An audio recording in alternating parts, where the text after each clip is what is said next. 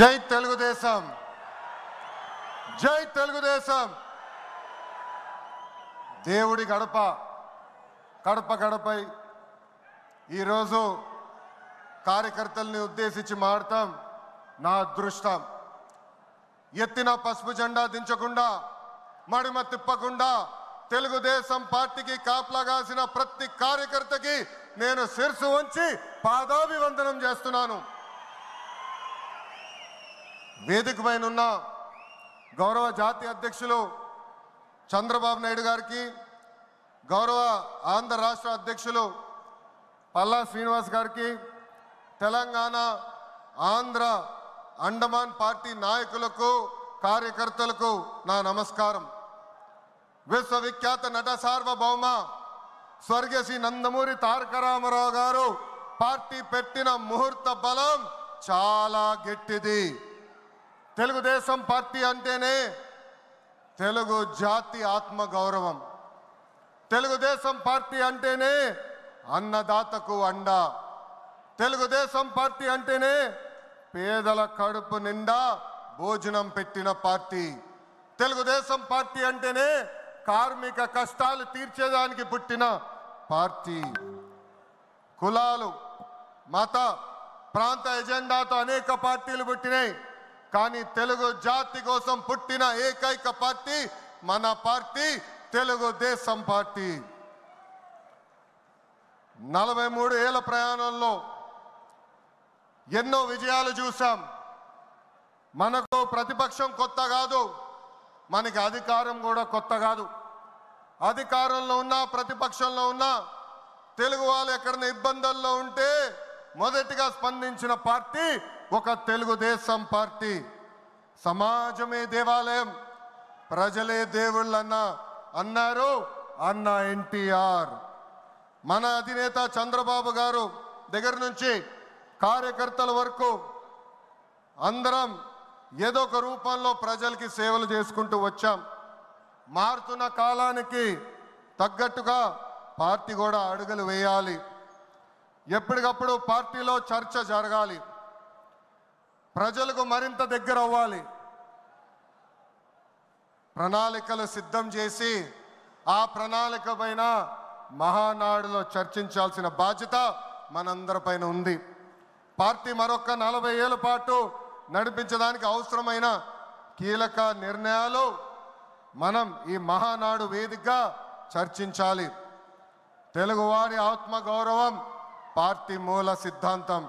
దీంతో పాటు మారుతున్న ప్రజల అవసరాలు తగ్గట్టుగా పార్టీలో కీలకమైన విధానం తీసుకుని రావాల్సిన అవసరం చాలా చాలా ఉంది. కాలం మారుతున్నాయి, ప్రజల అవసరాలు మారుతున్నాయి. వాళ్ళ ఆలోచనల విధంగా మనం నడవాల్సిన అవసరం ఉంది.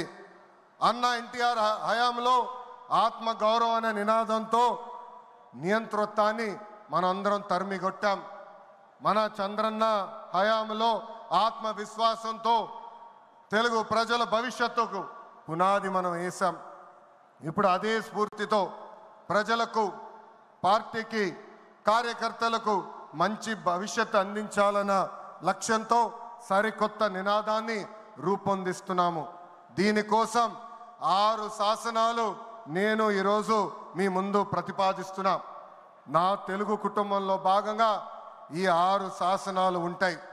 మొదటిది తెలుగు జాతి విశ్వఖ్యాతి, 2 యువగలం, 3 స్త్రీ శక్తి, 4 పేదల సేవల్లో సోషల్ రీఇంజనీరింగ్, 5 అన్నదాతకు అండగా, 6 కార్యకర్తలే అధినేత. ఇవి మన 6 శాసనాలు. మొదటిది తెలుగు జాతి విశ్వఖ్యాతి. నేడు దేశంలోనే తెలుగుదేశం వల్ల తెలుగు వాళ్ళకు ప్రత్యేక గౌరవం, గుర్తింపు వచ్చింది. ఆనాడు అన్నగారిని బర్తరఫ్ చేస్తే ఢిల్లీలో మెడలు వంచి తిరిగి ముఖ్యమంత్రి అయ్యారు అన్నగారు. అదే తెలుగు జాతి పౌరుషం. తెలుగు వారిని ప్రపంచంలో పెట్టింది మన చంద్రన్న.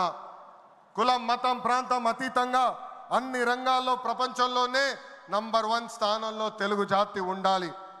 అన్ని రంగాల్లో మన తెలుగువారు ముందు ఉండాలి. ఇది ఎజెండాగా పెట్టుకుని మనందరం పని చేయాల్సిన అవసరం ఉంది. రెండోది యువగలం. తెలుగుదేశం పార్టీలో యువతకు పెద్ద పీట వేస్తున్నాం. వేదికమైన మీరు చూస్తే అర్థమవుతుంది. మొన్న జరిగిన ఎన్నికల్లో 164 శాసనసభ్యుల్లో 88 మంది మొదటిసారి గెలిచిన శాసనసభ్యులు ఉన్నారు. క్యాబినెట్లో కూడా తీసుకుంటే 25 మంత్రులకి ఏకంగా 17 మంది మొదటిసారి మంత్రులుగా కూడా నియమించారు గౌరవ జాతీయ అధ్యక్షులు చంద్రబాబు నాయుడు గారు. సీనియర్ని జూనియర్ని గౌరవిస్తాం, పనిచేసే వాళ్ళని ప్రోత్సహిస్తాం. గత ప్రభుత్వంలో ఒక HSBC Franklin Templeton Amar Raja జాకీని తరిమేస్తే మన ప్రభుత్వ అధికారంలోకి వచ్చిన తర్వాత TCS, LG electronics, NTPC, BPCL, Reliance CBG, Arcelor Mittal ఇలా అనేక పరిశ్రమలు ఆంధ్ర రాష్ట్రానికి తీసుకొచ్చాం. మెగా డిఎస్సి ప్రకటించాం. ఈ మెగా డిఎస్సి ద్వారా 16,347 ఉపాధ్యాయుల పోస్టులు వచ్చే నెల జూన్ మాసంలో కూడా మనం భర్తీ చేయబోతున్నాం. ఇంకా యువతకు 20 లక్షల ఉద్యోగాలు కల్పించే లక్ష్యంలో మన ప్రభుత్వం అడుగులేస్తుంది. మన రాష్ట్రంలో బలమైన యువశక్తి ఉంది. వారికి సరైన అవకాశాలు అందిస్తే దూసుకుని పోతారు. అన్ని రంగాల్లో వారికి ఉపాధి ఉద్యోగ అవకాశాలు కల్పించడమే మన లక్ష్యంగా పెట్టుకుంటున్నాం. మూడోది స్త్రీ శక్తి. అన్న ఎన్టీఆర్ మహిళలకు ఆస్తుల్లో సమాన హక్కు కల్పించారు. మహిళలకి ఆర్థిక స్వాతంత్రం ఇచ్చింది మన చంద్రన్న. గత ప్రభుత్వంలో శాసనసభ సాక్షిగా తల్లిల్ని అవమానించారు. సొంత తల్లిని చెల్లిని మెడబట్టుకుని బయటికి గెంటేశారు. అర్థమైందా రాజా? అర్థమైందా రాజా? ఉద్యోగ ఉపాధి అవకాశాల్లో మహిళలకు రిజర్వేషన్, మహిళలకు విశ్వవిద్యాలయాలు, దీపం పథకం ఇచ్చింది తెలుగుదేశం. రానున్న రోజుల్లో మహిళల్ని మరింత బలోపేతం చేసి స్త్రీ శక్తి ద్వారా మనం కృషి చేయాలి. పార్టీ పదవుల దగ్గర నుంచి అన్ని రంగాల్లో మహిళల్ని సమానంగా బాధ్యత భద్రత కల్పించాలి. ఈరోజు నేను కొన్ని విషయాలు మీకు చెప్పాలనుకుంటున్నా.